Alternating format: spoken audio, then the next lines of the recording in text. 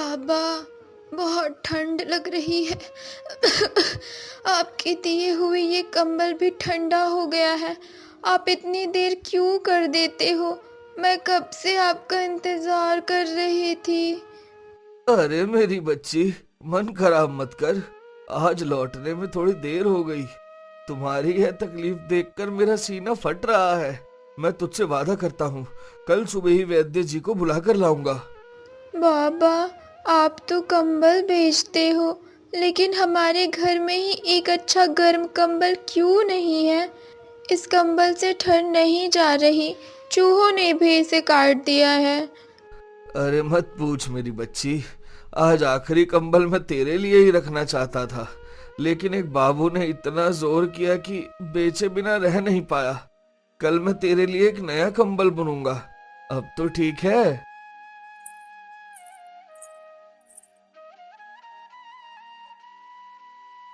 तुम्हारी इतनी थोड़ी सी कमाई से क्या होगा? लड़की को क्या बीमारी है? वैद्य जी को दिखाए बिना तो हमें पता भी नहीं चल रहा। कल जो तुम वैद्य को बुलाने की बात कर रहे हो, उसका खर्च और दवा के पैसे कहाँ से आएंगे? चिंता मत करो आरती। इस पैसे से आज रात का खाना और कल वैद्य का खर्चा निकल जाएगा। मैं सुबह होते ही वैद्य जी को बुलाने जाऊंगा। तुम्हारी यह तकलीफ मैं अब और नहीं सह सकता।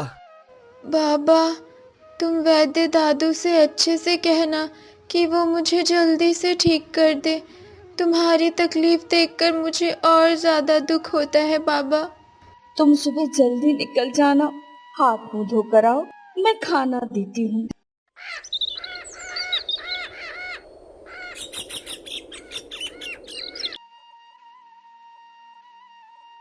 इस बुखार को मैं आसानी से पकड़ नहीं पा रहा हूँ। यह कोई साधारण बुखार नहीं है। इसका इलाज बहुत ही कठिन है। इसके लिए बहुत नामी वैद्य की जरूरत पड़ेगी रामू। वैद्य जी, तो अब हमें क्या करना चाहिए? आप रास्ता दिखाइए।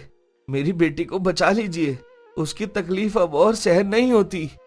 इसका इलाज कराने में बहुत ज्यादा पैसे खर्च होंगे। यह जो मैंने लिख कर दिया है, यह दवाइयाँ बहुत महंगी हैं और आसानी से मिलती भी नहीं। तू पैसे का इंतजाम करके मुझे खबर देना। मैं शहर जाकर तुम्हारी बेटी के लिए वह खास दवा ढूंढ कर लाऊंगा। इतने पैसे, इतने पैसे हम कहाँ से लाएंगे? वैद्य जी, हमारे पास तो कुछ भी नहीं है। हम दिन भर मेहनत करके 2 कंबल बनाकर बेचते हैं और उससे बहुत थोड़ा कमा पाते हैं। खैर, यही एकमात्र रास्ता है। वह पैसे का इंतजाम करो, नहीं तो इसकी हालत दिन ब दिन और खराब होती जाएगी। तुम लोगों के पास अब समय बहुत कम है। ठीक है, अब मैं चलता हूँ रामू। ठीक है वैद्य जी, आप चिंता मत कीजिए। मैं आज ही पैसे की तलाश में निकलता हूँ। मैं अपनी बेटी के लिए सब कुछ कर सकता हूँ। मैं पैसे का इंतजाम करके आपको खबर दूंगा। अब क्या होगा? तुम पैसे कैसे जुटाओगे? और सुनो, इस मुसीबत में महाजन के पास मत जाना। उनके ब्याज के जाल में फंस गए तो हम खत्म हो जाएंगे। बाबा, तुम इतनी चिंता मत करो। देखना, मैं ठीक हो जाऊंगी। वैद्य दादू ने तुमसे झूठ कहा है। चुप कर बेटी, चुप कर। आरती, मैं सीधे काजल के पास जाऊंगा। मेरा बहनोई श्यामू जरूर इस मुसीबत में हमारी मदद करेगा।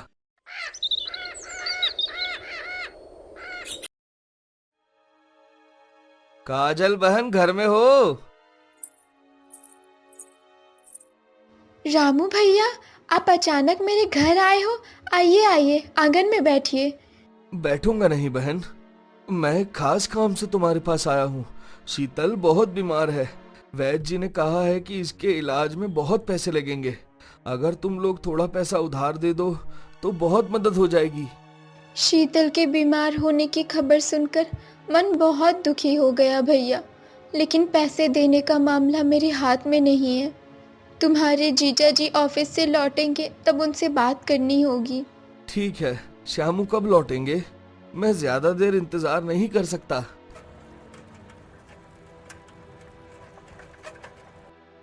अरे रामू भैया जी, क्या बात है? अचानक मेरे घर? सब ठीक तो है? श्यामू, मैं आपको ही ढूंढ रहा था। मेरी बेटी शीतल की हालत बहुत खराब है। उसके इलाज के लिए कुछ पैसे उधार चाहिए। अगर आप थोड़ी मदद कर दो तो मेरी बेटी की जान बच सकती है। पैसा? अभी अभी मैं बैंक से होकर आया हूँ। सारे पैसे अभी बैंक में जमा करके आया हूँ। इस वक्त पैसे निकालने में 1 महीने का समय लगेगा। अभी मेरे पास बिल्कुल भी नकद पैसा नहीं है भैया। देख लिया ना भैया, हमारे पास पैसे नहीं हैं। तुम किसी और के पास चले जाओ। हम गरीब लोग हैं, इतना पैसा उधार नहीं दे सकते। ठीक है काजल, मेरे पास 1 महीने का समय नहीं है।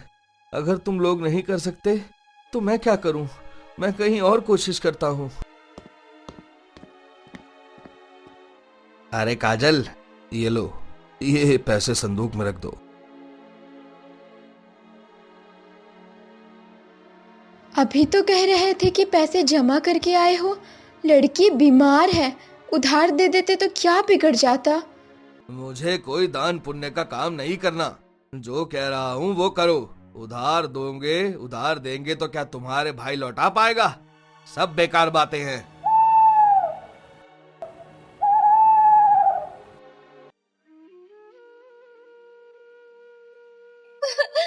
आप वापस आ गए। पैसों का क्या हुआ? काजल और उसका पति, उन लोगों ने नहीं दिए? देखो ना, लड़की बुखार से तप रही है। इसका बुखार बढ़ गया है। उसका पूरा शरीर जल रहा है। नहीं आरती, श्यामू और काजल दोनों ने मना कर दिया। उन्होंने कहा कि पैसे बैंक में रखे हैं। मुझे कोई और रास्ता नहीं मिला। ये थोड़ी सी दवाइयाँ वैद्य जी से लाया हूँ। इनसे क्या होगा पता नहीं। बाबा, मुझे बहुत तकलीफ हो रही है। ऐसा लग रहा है जैसे मेरी सांस रुक रही है। तुम मत रो, मैं सह नहीं पा रही हूँ। मेरी प्यारी बेटी, तुम चिंता मत करो। मैं हूं ना, मैं सब ठीक कर दूंगा। मेरी बेटी जरूर ठीक हो जाएगी। तुम कुछ और कर भी नहीं पाए। अब हमारा क्या होगा? हमारी सारी उम्मीद खत्म हो गई। महाजन के पास भी जाएंगे तो बहुत ब्याज मांगेगा। नहीं आरती, मैं अब और नहीं कर सकता। तुम बेटी के पास रहो। मुझे कुछ भी अच्छा नहीं लग रहा। यह कहकर रामू घर से बाहर निकल गया और बेबस होकर गांव के रास्ते पर चलने लगा। चलते चलते वह बरगद के पेड़ के नीचे जाकर बैठ गया। चारों तरफ घना अंधेरा छा गया था। उस अंधेरे में चांद चुपचाप रोशनी फैला रहा था। हे सृष्टिकर्ता, क्या तुम मेरी बेटी की जिंदगी भी छीन लोगे? क्या गरीब होने की वजह से मेरी बेटी को जीने का हक नहीं है? मैं लाचार हूँ। मेरी बेटी को बचाने का कोई रास्ता दिखाओ। मैं उसकी तकलीफ और नहीं देख सकता। इतने सारे पैसे मैं एक पल में कहां से लाऊं?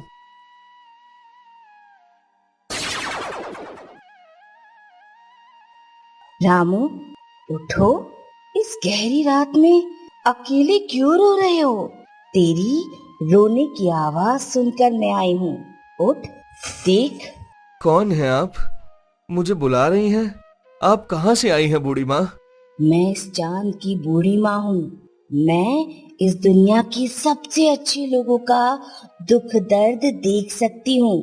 तेरा निस्वार्थ प्यार मुझे यहाँ खींच लाया है। मैं तेरी बेटी का दुख दूर करने आई हूँ। क्या आप कोई अलौकिक शक्ति हैं? क्या आप मेरी बेटी को ठीक करने का कोई उपाय जानती हैं? बताइए बूढ़ी माँ, बताइए। आप मेरी बेटी के लिए क्या कर सकती हैं? मेरी बेटी की जिंदगी खतरे में है। घर जाकर देखना, तेरे आंगन में एक चांदी का शिमूल पेड़ उगाया है। वो कोई साधारण पेड़ नहीं है। उस पेड़ पर हर पूर्णिमा की रात साधारण रुई के साथ साथ सोने की रुई भी उगेगी। उस रुई को बेचकर तू शीतल का इलाज करा सकेगा। सोने की रुई? यह तो बहुत अविश्वसनीय है। आप कह रही हैं कि सिर्फ एक रुई को बेचकर मैं अपनी बेटी की जान बचा सकता हूँ? यह तो किसी परियों की कहानी जैसा लग रहा है। नहीं, ये सच है। याद रख रामू, ये चमत्कार सिर्फ तेरी सच्चाई और प्यार की वजह से हुआ है। अगर तेरे मन में लालच आया तो ये रुई तेरे विनाश का कारण बनेगी। लालच करने पर लालच का भारी नुकसान होगा। ये बात तू किसी को नहीं बताएगा। मैं वचन देता हूँ बूढ़ी माँ, इस पेड़ के बारे में कोई नहीं जानेगा। यह रुई मेरी बेटी की जिंदगी से ज्यादा कीमती नहीं है, और लालच मेरे मन में कभी जगह नहीं बनाएगा। रामू की बात करते करते चांद की बूढ़ी माँ गायब हो जाती है। उसे फिर कहीं दिखाई नहीं देती। एक नई उम्मीद के साथ रामू अपने घर की ओर चल पड़ता है। तुम इतनी देर से कहाँ थे? बेटी का बुखार तो बढ़ता ही जा रहा है। मैं बहुत डर रही थी। इतनी चिंता में मुझे नींद भी नहीं आ रही। आरती, पहले तुम मेरे साथ आंगन में चलो, मैं तुम्हें एक अजीब चीज दिखाऊं। बेटी की कोई चिंता नहीं है, सृष्टिकर्ता ने हमारी ओर देख लिया है।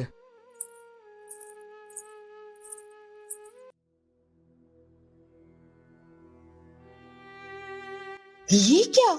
ये पेड़ तो पहले कभी नहीं देखा। क्या ये सच है? इसके पत्ते और डालियां तो जैसे चांदी से बनी हैं। ये चमत्कारी पेड़ यहाँ कहाँ से आया? मैं सब बताता हूँ। रात में मैं अकेले बरगद के नीचे सो गया था, तभी चांद की बूढ़ी माँ आकर मुझे वरदान दे गई। ये पेड़ चांदी का शिमुल पेड़ है, यहाँ सोने की रुई उगती है। चांद की बूढ़ी माँ, सोने की रुई? क्या ये सब सच है? मुझे विश्वास नहीं हो रहा। लेकिन अगर ये सच है तो हम शीतल का इलाज करा सकते हैं। हाँ आरती, और उन्होंने कहा है कि पूर्णिमा की रात को इस पेड़ पर सोने की रुई उगेगी और उसी रुई से हम शीतल की दवाइयाँ खरीद पाएंगे। लेकिन उन्होंने लालच करने से सख्ती से मना किया है। तो तुम इस रुई से कंबल बनाकर बेच सकते हो और कंबल शीतल के लिए रख देना ताकि उसकी ठंड दूर हो जाए। सोने की रुई तो पूर्णिमा के दिन मिलेगी, अभी कुछ दिन बाकी हैं। कल मैं पेड़ की साधारण रुई से कंबल बनाकर बेच सकता हूँ। चलो घर चलते हैं, शीतल अकेली है।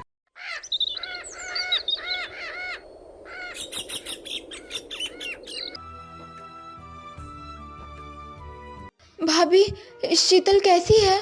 रामू भैया कहाँ है? सुना है शीतल की हालत बहुत खराब है, इसलिए मैं उसे देखने आई हूँ।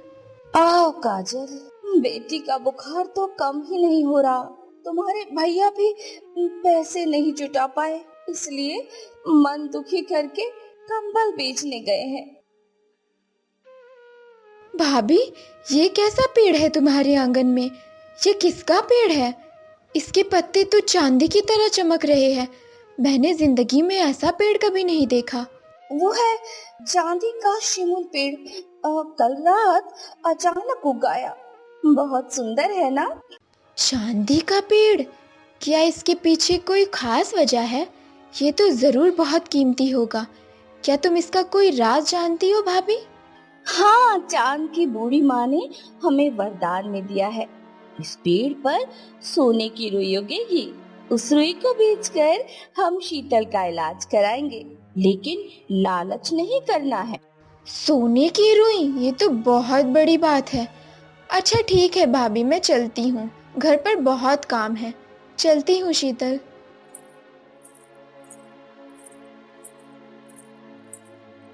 ये लो, शीतल के लिए कुछ दवाइयाँ और बाजार से सामान लाया हूँ, उसे खाना खिलाकर दवा दे देना।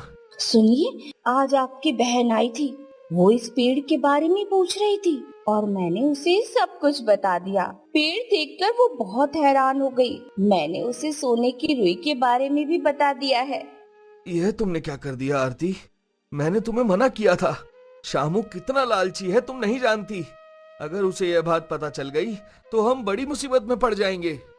जो होना हो जाएगा। अब चिंता करके क्या फायदा? तुम बेटी को दवा दे दो, मैं पानी लेकर आती हूँ। श्यामू घर पर नहीं था।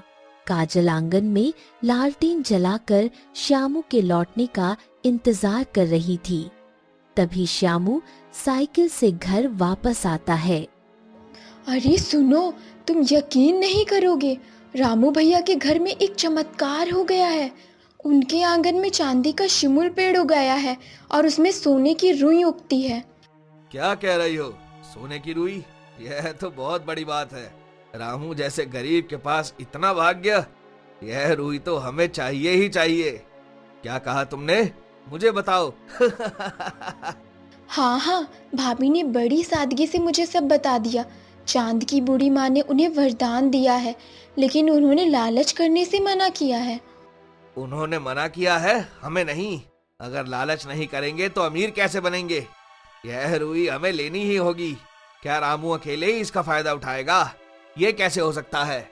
अब तुम क्या करने वाले हो? हम दोनों अकेले जाएंगे तो क्या रामू से मुकाबला कर पाएंगे? नहीं, ये बहुत बड़ा मामला है। मैं महाजन के पास जाकर सब बताता हूँ और हरी को भी बुलाऊंगा। हम तीनों मिलकर वह रुई छीन लेंगे। तुम सावधान रहना, महाजन बहुत लालची और बुरा इंसान है। अगर उसने हमें हिस्सा नहीं दिया तो तुम बात संभल कर करना। अरे इस कमरे से टॉर्च निकालो जरा। मैं अभी रात में ही महाजन के घर जाता हूँ और उसे सब कुछ बता देता हूँ। टॉर्च लेकर शामू रात में ही जल्दी जल्दी महाजन के घर जाता है और पूरी घटना उसे बताता है। महाजन जी, मेरे पास आपके लिए एक बहुत बड़ी खबर है। रामू के आंगन में चांदी का पेड़ है। अगर पूर्णिमा की रात उस पर सोने की रुई उग जाती है, चलिए हम सब मिलकर उस रुई को ले आते हैं। यह सोने की रुई? ऐसा भी कहीं होता है? तू झूठ तो नहीं बोल रहा? महाजन जी, मेरे पास कितने सिर हैं जो मैं आपसे झूठ बोलूंगा। लेकिन हाँ, उस रुई का आधा हिस्सा मुझे देना होगा। सोने की रुई? अरे अरे अरे,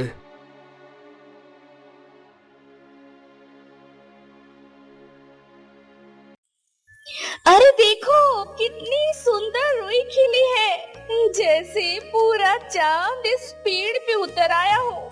इन रुइयों को देखकर मन भर जाता है। इतनी सुंदर सोने की तरह चमक रही है। हाँ आरती, यह रुई सिर्फ सोना नहीं है, यह मेरी बेटी की जिंदगी है। इसकी पवित्रता हमें लालच से बचाएगी। पूर्णिमा की रात है, देर मत करो, जल्दी से रुई तोड़ लो। मैं तुम्हें एक लंबी लाठी लाकर देती हूँ। आरती आंगन के कोने से लंबी लाठी लाकर देती है। रामू लाठी से रुई तोड़कर हाथ में लेता है। सोने की रुई अपनी चमक बिखेर रही है। देखो आरती, पहली बार सोने की रुई देख रहा हूँ, फिर भी यह सब मेरी शीतल के लिए है।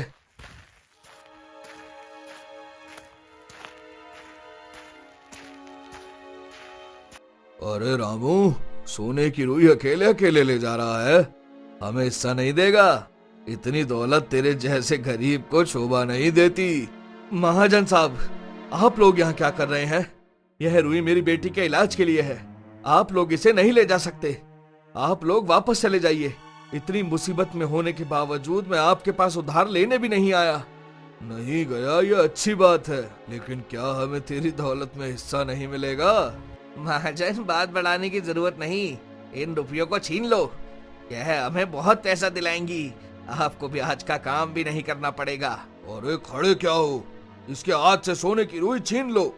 श्यामू और हरी जबरदस्ती रामू के हाथ से रुई छीन लेते हैं और वहां से चले जाते हैं। रामू और आरती बेबस होकर खड़े रह जाते हैं। हाय हाय सृष्टिकर्ता, ये क्या हो गया? अब हमारा क्या होगा?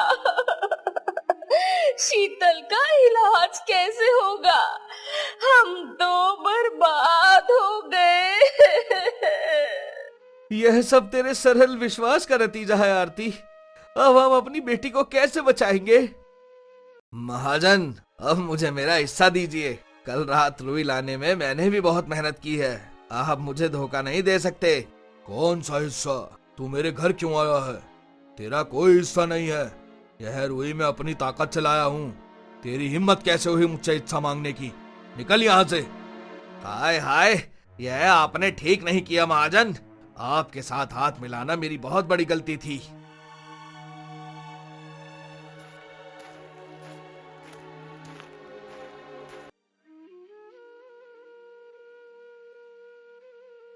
मैंने लालच में आकर महाजन के साथ हाथ मिलाया। महाजन ने मुझे धोखा दिया, मुझे हिस्सा नहीं दिया। भैया मुझसे गलती हो गई, मुझे माफ कर दो। मैं जानता था शामू, लालच का फल हमेशा ऐसा ही होता है। तूने लालच किया इसलिए तू ठगा गया।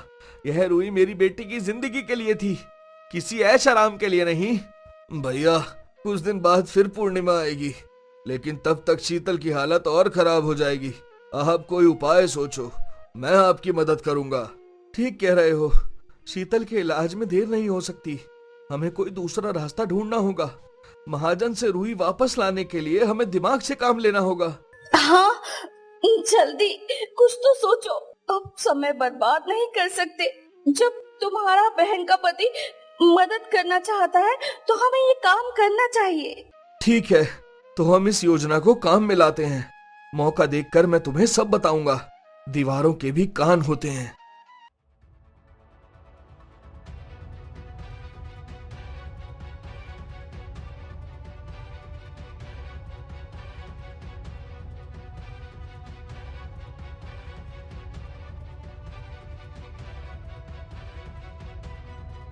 चमचमाती सोने की रुई, अगर यह मेरी होती तो घर में मेरी पत्नी को हर समय सोना पहनने को मिलता। लेकिन लालच नहीं करना चाहिए। जिसके लिए लाया हूं उसे वापस देना होगा। महाजन, महाजन, बहुत बड़ा अनर्थ हो गया। मैं एक खबर देने आया हूं।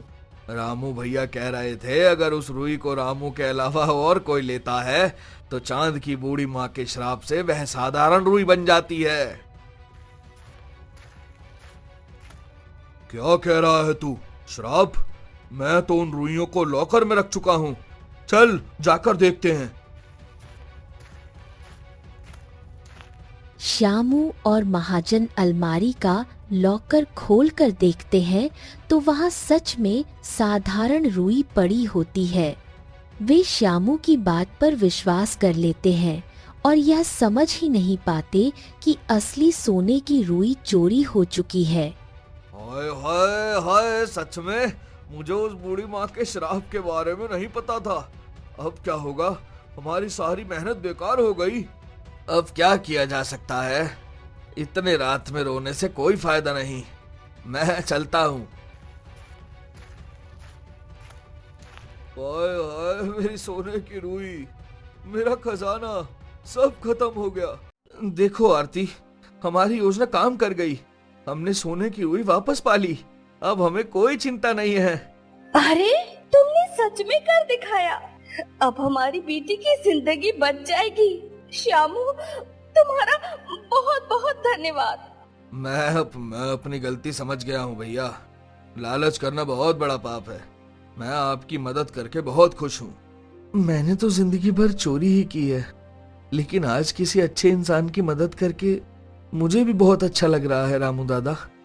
अगले दिन सुबह रामू सोने की रुई बेचकर बहुत सारा पैसा कमाता है और वैद्य जी से शीतल के लिए महाऔषधि खरीद लाता है। ये लो, मैं शीतल के लिए महाऔषधि लेकर आया हूँ और इस पैसे में से मैं शाम को उसका हक भी दूंगा। अब हमारे घर में कोई कमी नहीं रहेगी।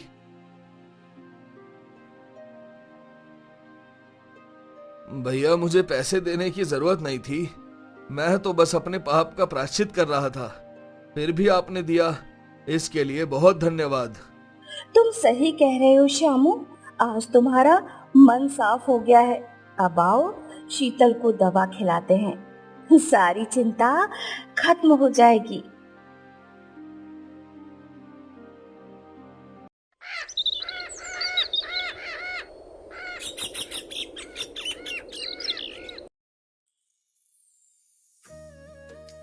बाबा, माँ, मैं बिल्कुल ठीक हो गई हूँ।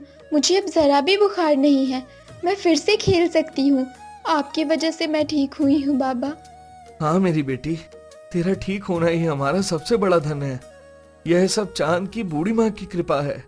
बाबा, जिसने मुझे इस बीमारी से बचाया, मैं उस बूढ़ी माँ को एक बार देखना चाहती हूँ, जिसने हमें ये चांदी का पेड़ दिया। उन्हें धन्यवाद कहना चाहती हूँ। ठीक है मेरी बच्ची, आज रात मैं तुझे उस चांद की बूढ़ी माँ से मिलवाऊंगा।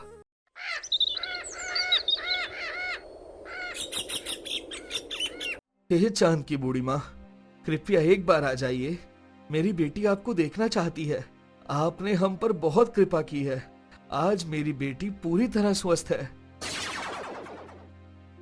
रामू, तेरी बेटी ठीक हो गई है, ये जानकर मुझे बहुत खुशी हुई। बूढ़ी माँ, आपने मुझे ठीक कर दिया। आप हमारी सच्ची दोस्त हैं। आपकी वजह से मैं फिर से अपने बाबा के साथ बातें कर पा रही हूँ। बूढ़ी माँ, अब हमें इस चांदी के पेड़ की जरूरत नहीं है। मेरे पास अब पर्याप्त पैसा है। मैंने उस सोने की रुई का इस्तेमाल सिर्फ अपनी बेटी की जान बचाने के लिए किया। इसके अलावा यह पेड़ हमारे प्यार और मेहनत के सामने बहुत छोटा है। मैं जानती थी कि तुम्हारे जैसा अच्छा इंसान कभी भी लालची नहीं हो सकता। मैं इस पेड़ को अपने साथ ले जा रही हूँ, लेकिन तुम्हारी बेटी के लिए उपहार स्वरूप कुछ सोने की रुई छोड़कर जा रही हूँ। इस रुई से तुम कंबल बनाकर बेच सकते हो, जिसे लोग बहुत महंगे दामों में खरीदेंगे। बूढ़ी माँ, हम आपकी बात कभी नहीं भूलेंगे। इस पेड़ को पाकर हमने बहुत कुछ सीख लिया है। अब से हम गरीबों की मदद करेंगे। सिर्फ इतना ही नहीं, इस रुई को बेचकर मैं वैद्य जी को पैसा दूंगा, ताकि वह हर तरह की दवाइयां रख सके और शीतल जैसे किसी और को अगर मुसीबत आए तो वह उनकी मदद कर सके। तेरी बात सुनकर मुझे बहुत खुशी हुई रामू। अगर सब लोग ऐसा सोचते तो ये दुनिया ही स्वर्ग बन जाती। बूढ़ी माँ, मैंने सुना है कि आप चांद पर सूत बुनती है। क्या आप मुझे भी कभी चांद पर ले जाकर सूत बुनना सिखाएंगी? हाँ हाँ, ले आऊंगी। अब मैं चलती हूँ, तुम सब खुश रहना। इतना कहकर बूढ़ी माँ चली जाती है और आंगन फिर से खाली हो जाता है। अरे बेटी, जरा वो सोने की रुई तो दिखा। नहीं नहीं, नहीं दिखाऊंगी। आप फिर सबको बता दोगे पहले की तरह। अरे शरारती लड़की, मेरी बात तो सुनो।